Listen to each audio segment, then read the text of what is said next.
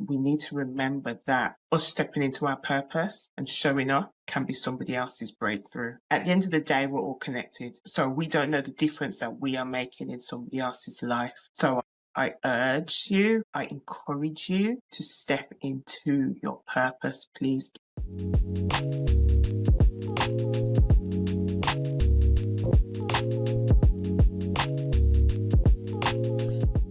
Greetings and salutations. I'm your host, Alicia Mullings, and this is the Sense Only podcast.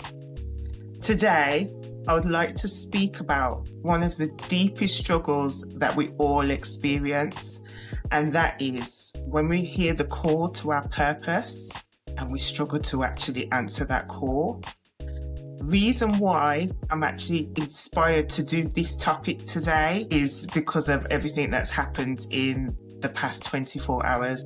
With me releasing episode 3 of this podcast, I will link it in the description so you can go and check that out yourself. It was a very deep episode of a very deep topic, basically centering on mental health and a very specific reaction to mental health challenges. Me and my guest have been inundated with messages of feedback in terms of people's responses to, and just how much so many people are grateful that we did that episode.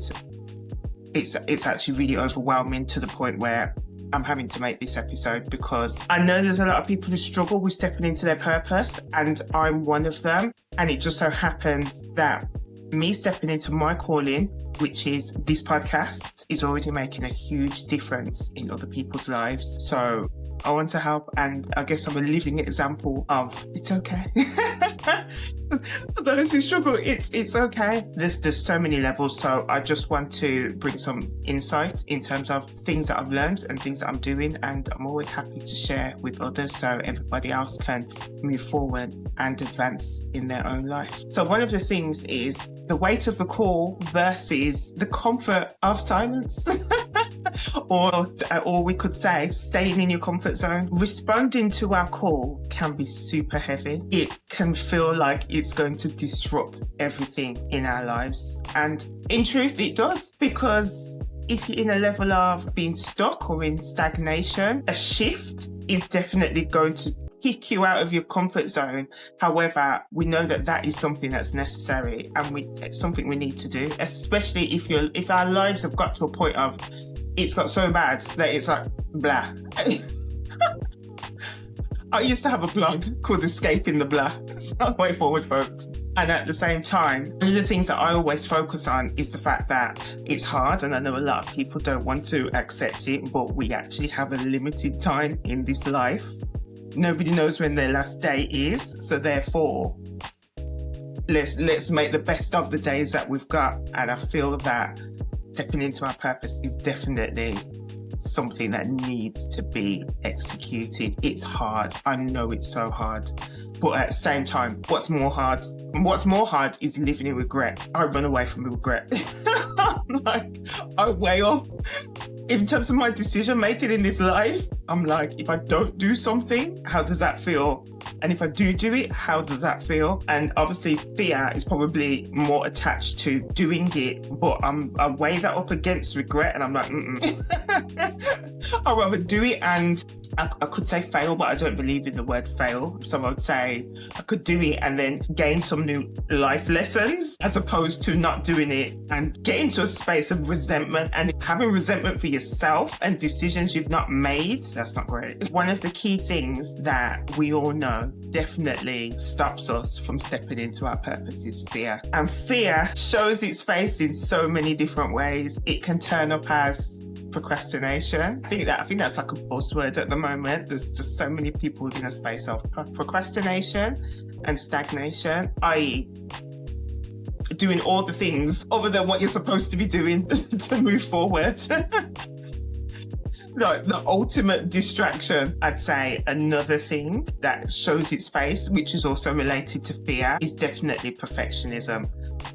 I used to be the queen of that. And I always attribute it to the fact that I'm a Virgo. As I've said before, there's a lot of people who don't believe in that. But for those of us who do, we show up as perfectionists. So that in terms of my own nature, I've had to fight that big time. Or the third way that fear can present itself is doubt, and endless doubt, second guessing ourselves, listening to a lot of just negativity that can happen in our brain. We need to fight that. We don't let the negativity win. Another thing, readiness. When we're avoiding something, we can come up with the most excuses. And one of the things that we can tell ourselves is, I'll do it when I'm ready. However, when you're ready, never comes. I.e., just do it. But there's a lot of wisdom and depth in that saying. Just do it. Take the first step.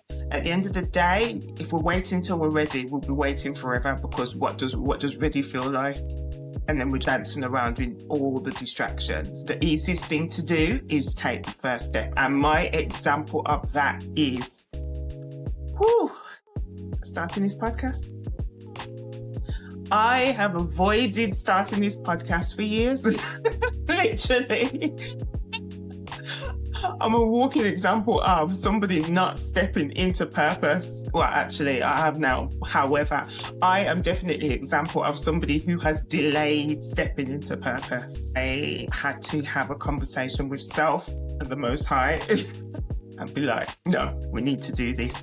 However, I must say that many elements drove me to the point where I literally had no choice but to do this, because as somebody who's a natural creative, post-pandemic, I ended up in corporate environment. Now, I'm not speaking for all creatives. However, I'm sure there's a lot of creatives who could possibly relate to what I'm about to say. If there's ever an environment that is the polar opposite to our nature, it's the corporate environment. It's like arch nemesis environment for creatives. It's so stiff and straight, and I could give a load of other words, but I won't go there right now.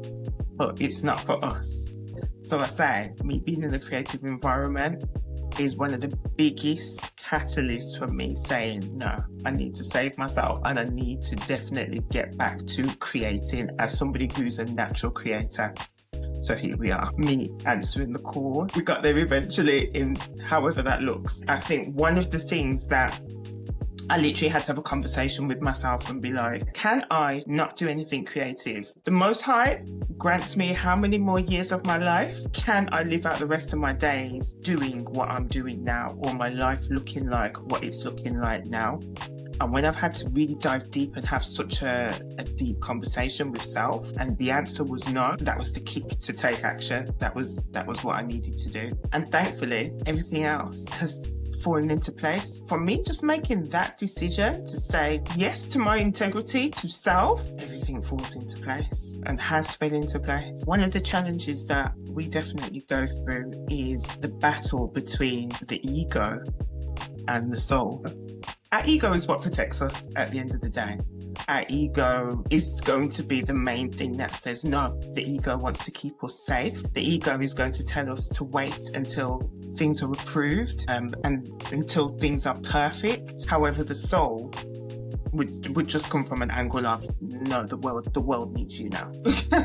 In whatever it is you're supposed to be doing, no delay. The world needs you now, and your gift now, and your essence now, and your light now. So one of the conversations that we need to have is, do we follow the ego or do we follow our soul? And this is a daily conversation, I think, with majority of things, to be honest. Which voice are we listening to? When the ego is protecting us, and the ego does its job, it does a good job in protecting us. However, it can protect us so much that the protection can turn into a prison, and we're literally locked into the life that we don't want. Our soul, it doesn't care about applause, it cares about alignment, being of service, and expansion, expanding our worlds. I think a lot of the time our ego keeps us in a small box, whereas our soul wants us to spread out into the world. We need to remember that our purpose is not just about us. It's actually more so for people in the world who are waiting for us to show up. Us showing up is going to help somebody else. And as I said, that episode's already helped a lot of people. And it's quite deep, and it gets me quite emotional to feel how close I was to not doing this and not doing that. And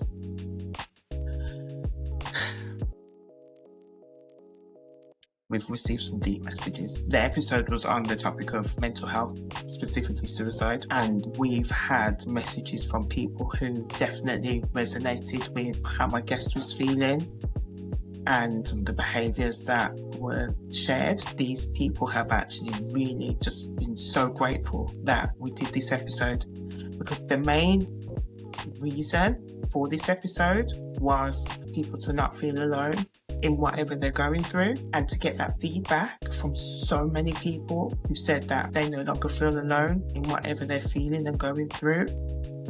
Mission accomplished. Feedback's deep, feedback's powerful. Feedback will keep us going.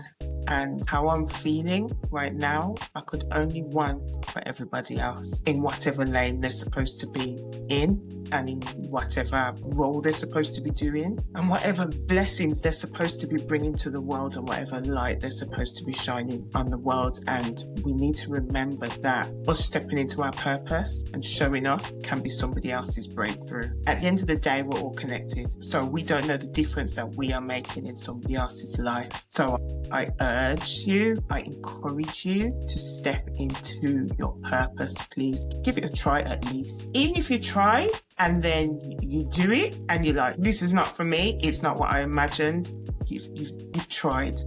And that's the main thing. We just need you to try.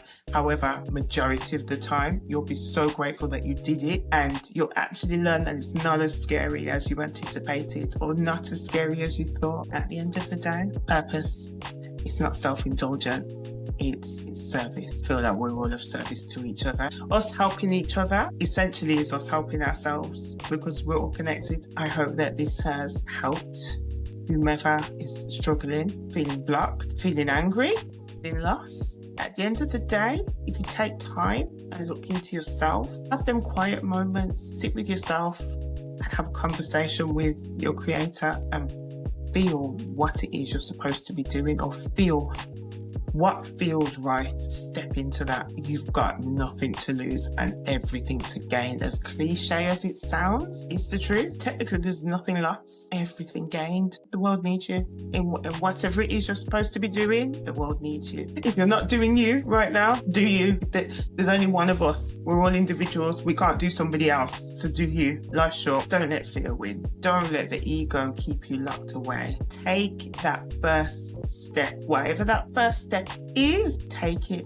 and you'll literally see how everything else falls into place. You will have a domino effect of alignment. When we do what we know is right for us, what is alignment for us, what feels right, follow the feelings, follow your heart, follow your soul. The breakthrough that you've been waiting for is literally on the other side of you saying yes. On that note, be blessed.